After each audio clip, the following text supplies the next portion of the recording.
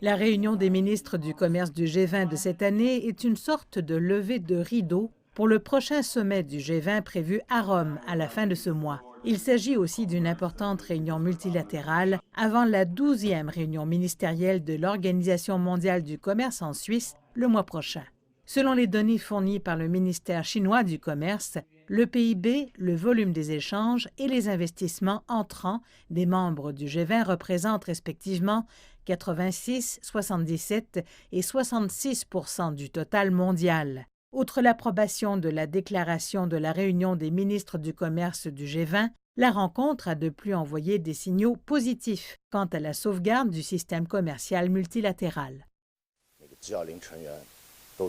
Toutes les parties ont réaffirmé que nous devrions renforcer le système commercial multilatéral entourant l'OMC avec les règles comme base. Nous avons aussi convenu que nous devrions renforcer les fonctions de l'OMC, telles que l'élaboration des règles et de règlements et faciliter le fonctionnement normal du mécanisme de règlement des différends de l'OMC, de même que la fonction de négociation.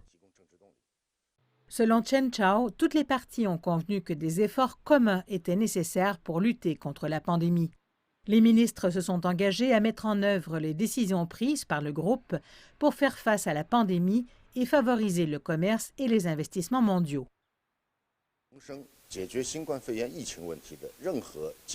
Toutes les parties réitèrent que toutes les mesures commerciales urgentes pour résoudre la pandémie doivent être ciblées, modérées, transparentes et temporaires.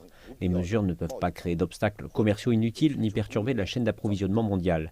Les ministres ont également souligné qu'ils adopteraient une approche constructive pour faciliter le commerce, protéger la propriété intellectuelle ainsi que la production et la distribution des vaccins anti-Covid-19. Chen Chao a déclaré que toutes les parties renforceraient la coordination des politiques commerciales et environnementales, y compris la conclusion d'un accord sur les subventions à la pêche, lors de la prochaine réunion ministérielle de l'OMC afin de protéger les ressources maritimes.